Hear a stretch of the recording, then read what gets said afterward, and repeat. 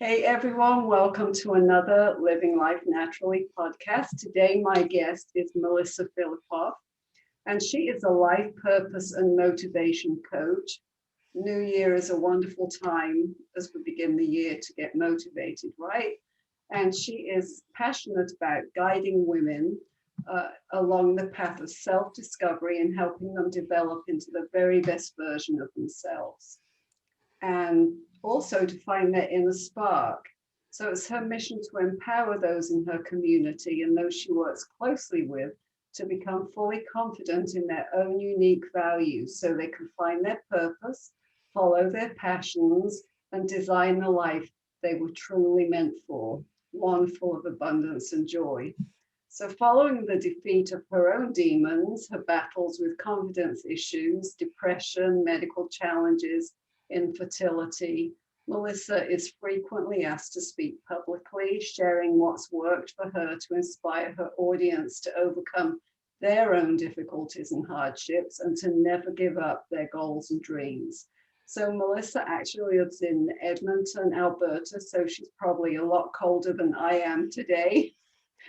Where she continues her quest to help others find happiness and joy in life. And she spends time with her family and friends there. She's an avid reader and can often be found curled up with a good book or her e-reader. Girl after my own heart. So welcome, Melissa. Glad to have you here. Thank you so much for having me. I'm so excited and a little nervous. It will be great. So do you have snow? We do have snow. We're actually having a mild winter this year, thank God. So, So we're actually here in Florida having a cold winter. So thus the sweatpants I have on and a sweater. So our days can be like high 70s one day, 30s the next, and it's kind of crazy for us. So anyway, we digress. I want to talk about you, and I want to talk about what got you into the work that you do so that you can interweave a little bit about your own story and where you've come from.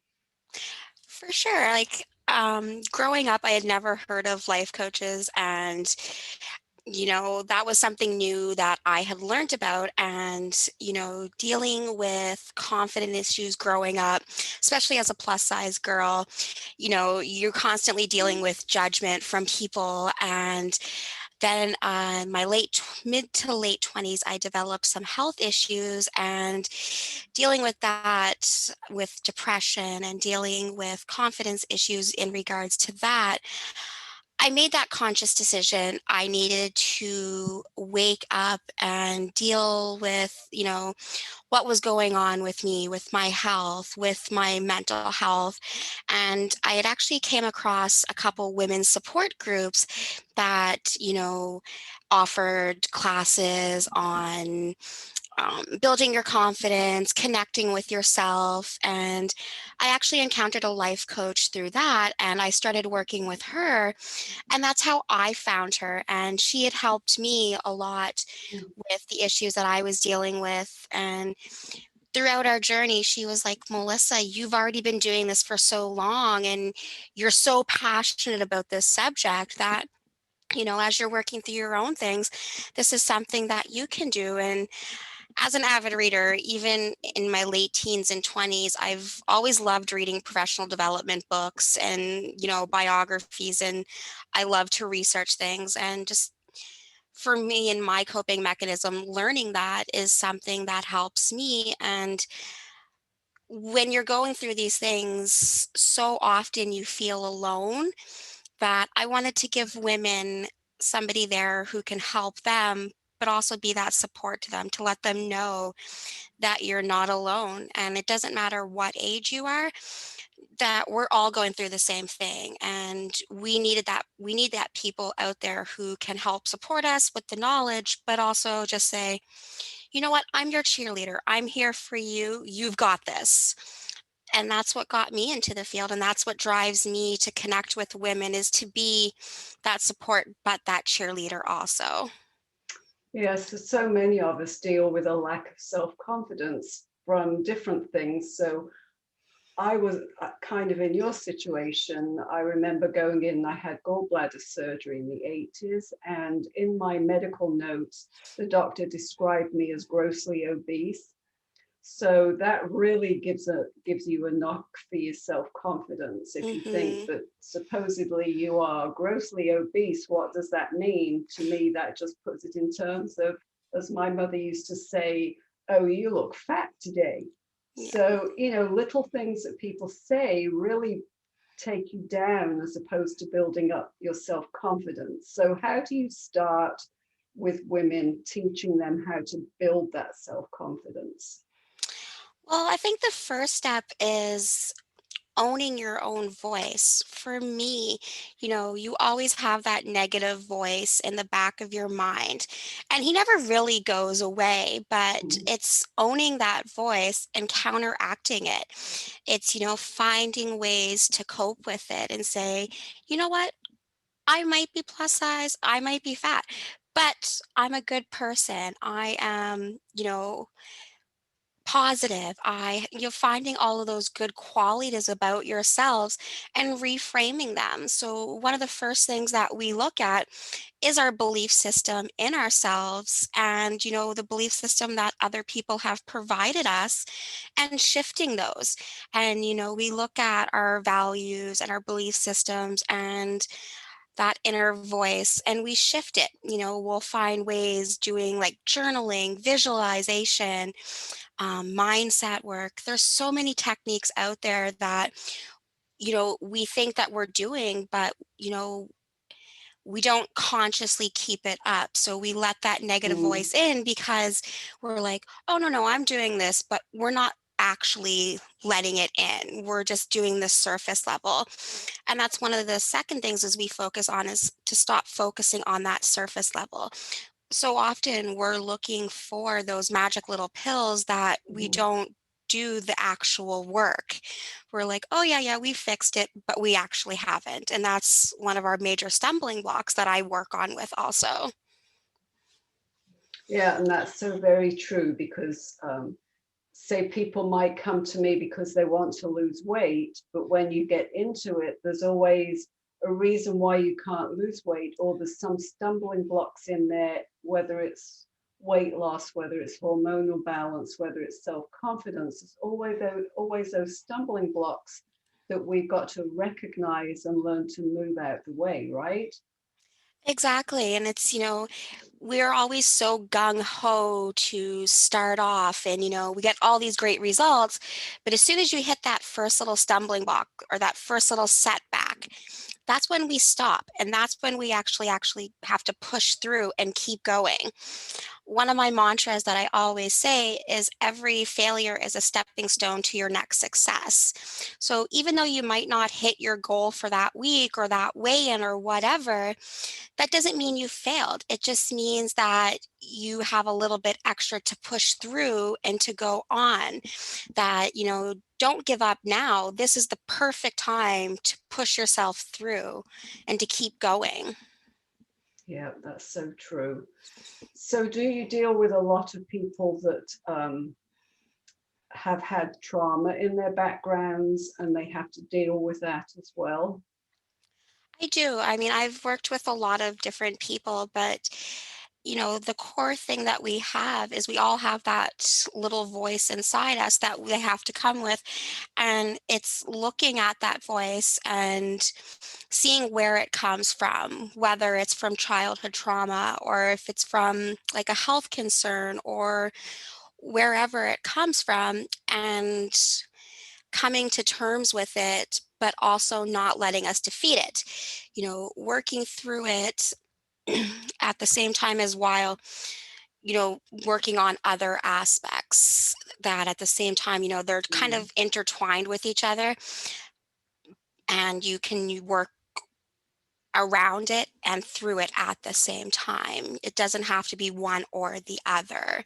So when I'm working with somebody, we look at both, not so much in depth with what happened in the past, because a lot of times that may require additional help either through a psychologist mm, or a therapist. But we do look at it, and then we also look at what is your end vision? What do you want to achieve? And we focus on that and ways to make that do it. We always have an action plan for what we're trying to achieve and where we want to end up. Right. Yeah. So you give people, I'm assuming, mantras for themselves that help them. Hmm. So I kind of call them affirmations, and I kind of do the same thing, but it's not just enough to say them. How do you get people? You may not be prepared for this question, but instead of just saying to people, here's a mantra I want you to read, how do you get them to really take it down deep inside of them and to get past that brain part or that little voice that's saying that's a load of BS. I don't believe that. How do you get that belief system to kick in? Very good question. One exercise that I did for myself and that I also do recommend is called a mirror exercise. And I do that when I'm doing my daily affirmations is look at yourself in a mirror, and actually say them. For a lot of people, staring at themselves in a mirror can be very uncomfortable. Right. Even for myself, when I first started doing this, saying my daily affirmations was very uncomfortable because it's forcing you to actually look at yourself and look in and believe them. When you're telling yourself, I am beautiful, I am confident, and if you truly don't believe them, you kind of look away or you gloss over it. So saying them when you're actually looking at yourself and believing it will help you. And then the second thing is actually journaling about them. If you want your affirmation to be "I am beautiful," and you're like, "But I'm not," or why do you not believe that, or why is it not working for you? And then just saying them over and over. If you're saying them to yourself on a constant basis, you're going to start believing it. That saying of fake it till you make it, in a sense, that actually is true. If you're telling yourself this, you're eventually going to start believing it.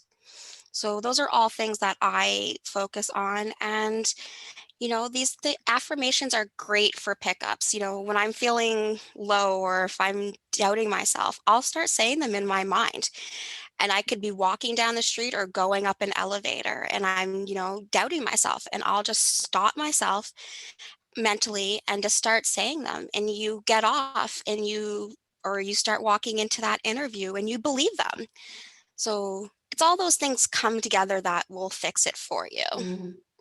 And how do you find that with this whole COVID pandemic and the lockdown, have you seen that people are having more of a struggle with self-confidence than they did prior to, because we're stuck at home, and for a lot of people we don't have the outlets that we had at one time. So have you seen an uptick in the way that people see themselves, or the way that they may be a bit more depressed or anxious? I think we have been, like, a lot of people, one of the things when you're dealing with confidence issues or with your mental health is you don't like being by yourself. So COVID has really forced us to have to be by Mm. ourselves, or, a lot of a more alone time. So a lot of people are struggling with that. And they're looking for outlets for that. So it's finding other ways to kind of cope with those things. So, when you're focusing on these, that you find other ways to do it, build your connections online, join support groups, because there is a lot of resources out there as we move throughout COVID that they are popping up more. And then, there's also people, connect with your friends. I mean, having that support system to check in on you, let somebody know that you're struggling, and, connect with them. As much as we're all zoomed out, Zoom is also a great thing. Yeah, yeah. Right? So it's definitely, COVID has made it a lot harder, but it's also shown people they do actually have a lot of blessings out there. I know for myself at the beginning of COVID, I was struggling with it, dealing with health issues and having a compromised immune system that puts me at high Mm, risk. And living on my own, that was a whole lot of isolation because I was mm, also working from home. And I would let people know that I'm struggling. I would let my sisters know. I would let my coach know because I do work with my own life business coach. And they would just check in with me and see how I'm doing. And just having that connection to somebody, even virtually or texting with them, it makes that difference. it does, yes, Yeah. I agree. So we've been pretty blessed here because in England, they call it a bubble of people that they're allowed to be with. So we've continued to see like my son and his family and my daughter and his family.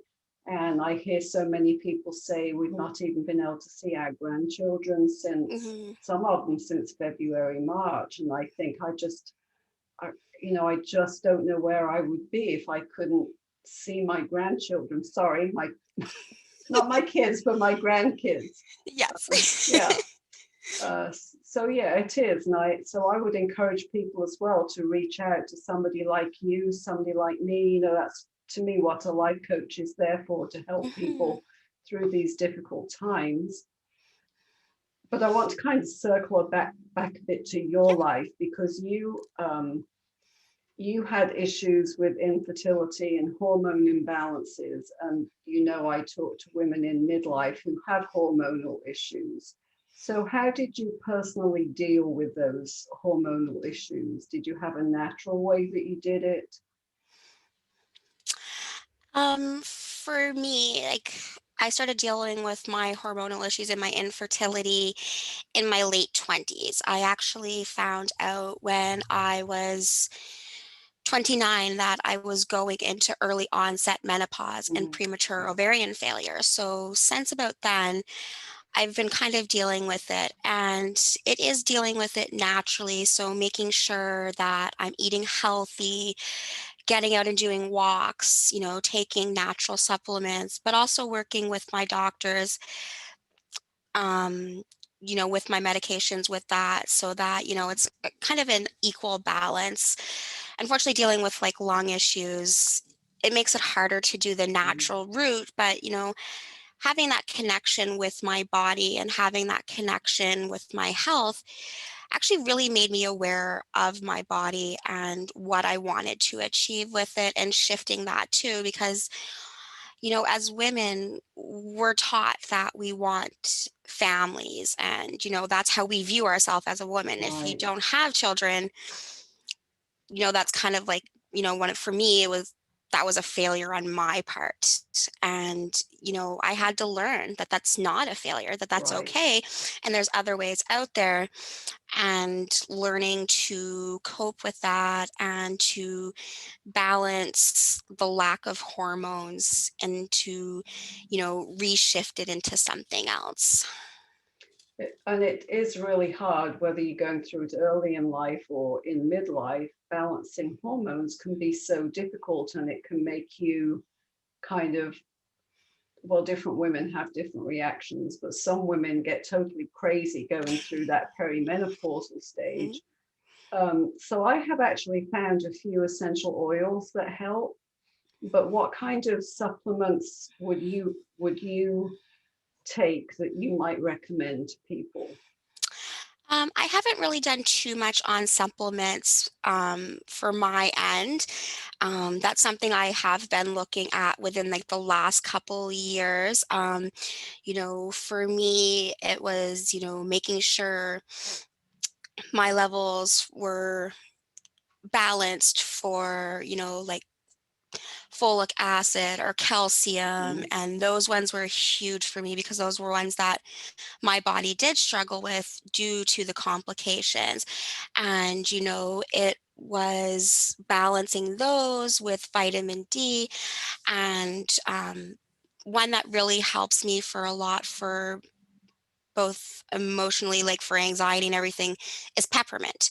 So, mm, I have like a lot of it would have peppermint in my hand lotion. So, because I find that actually relaxes me Hmm. and calms me, but it also helps with my joint pain and it helps me with other areas. So, that's one that I use quite often. And, lavender is another one. Hmm. So, those are great ones that help that me. And so I really can't say too much on supplements because those I haven't actually do, but I mean, I have seen stuff that you've posted and other people have and is slowly being incorporated into my journey. So definitely hopefully have more on that in the future. Hmm. Peppermint is a good one though, because it helps in so many things. And sometimes I would diffuse peppermint when I was still working in another office. That was one of the things I did, was diffuse peppermint. But Hmm. during all of this COVID outbreak and the hand sanitizer that you buy, some of it, I don't know if you've noticed how badly it smells. Yes. Yes. So I throw my peppermint oil in there. I do. And the other thing that I found that helps me throughout COVID, where we're all wearing so many face masks, I'll actually take a couple drops of peppermint and I'll Mm, just dip it onto the mask. So you're actually breathing it in and it helps too, because it also helps with respiratory issues. So that helps me also. mm, that's great. Yeah, So I will be putting in the links today where people can find you. And I know you got a free offer of a clarity call for people. I do. And I don't know if you gave me the link to your Facebook group, but if you didn't, I'll be sure to put it in there because yours is a great group and a great motivating group to be in. Um, but I'm going to ask you a weird question. Sometimes at the end of my podcast, I like to throw people for a loop. So if I've you could, heard that, yes. yes. So if you could be any superhero you want to be, who would it be? Oh, it's a very good question. I don't know a whole lot about traditional superheroes. I was growing up, that was not one of my interests. But knowing like now for Marvel and DC, I would have to say Wonder Woman, just Yes. because she's so powerful in herself and helping others that definitely, I mean, Yeah. she supports everyone, so that's gonna be my choice, and, she doesn't have, like, a whole lot of superpowers, but she has that resourcefulness and that creativity to solve the problems. That's something I think we all definitely need, especially during this day. And I think that that's a great choice for you because I kind of see what you do as being like a Wonder Woman for people, getting them back on track and building their self-confidence to empower them, because I think that's so important. I think so, yeah, because I feel, oftentimes as we're going through lives, we're so wrapped up in what we're doing on a day-to-day basis that we don't even realize we've lost that spark and that passion until it's gone and that we actually see it. So, that's my mission, is to help women see that you don't have to give up on dreaming. You don't have to give up Mm, your passions, that you still have time. And that can be at any age. That can be in your 20s, 30s, 40s, and 50s. So many people who are in their 50s and 60s, they're like, I've already lived everything that, I can't change now. And that's not true. it It isn't doesn't true. matter. We have so much more that we can achieve, that you just need to believe in yourself and, you know, finding that inner strength in ourselves and that inner Wonder Woman, that it'll make a huge difference in Yeah. your journey and the way you're going to see yourself. And I think for women these days, so we used to have this mentality because men and women didn't live as long. So that's where that mentality came from, that if you're in your 50s or your 60s, what's the point? You've lived your life. But now so many more people go on to live into their 80s and 90s that if you think about that in perspective, when you get to 60, you've got maybe another 20, 30 years. So it's never too late. Exactly. Yeah, you never stop dreaming, even in your 80s. When I was in college, there was actually a woman who was in her 70s who actually went back to Mm, college. And I'm like, That is absolutely amazing. And I asked her, what are you planning to do? And she's like, honestly, I'm just here for me. I just wanted to learn something. Didn't get the opportunity to go to college when I was younger. It's always something I wanted to do. So I'm going to do it now. Mm, And that's something I live by. Don't stop dreaming. Have something that you want to do, whether it's taking a trip or learning a new skill. You always have an opportunity. mm. Thank you, Melissa. Do you have a parting tip to give to our listeners? Um, I think just believe in yourself. We all have that inner spark in ourselves that you have to nourish. And no matter what, you can do it. We all have greatness and you can. And just believe in yourself. I think that's the one thing that we can always need a reminder on is to believe in ourselves and to believe that you can do something. Even if you don't think you can, believe me, you can. You can. Thank you so much. I appreciate you sharing today and being part of my podcast. Well, And thank you for your wisdom and your insight. thank you so much for having me. I appreciate this and I am so glad to be here. Thanks. We'll Welcome. talk later. Have a great day. You Bye, too. everyone.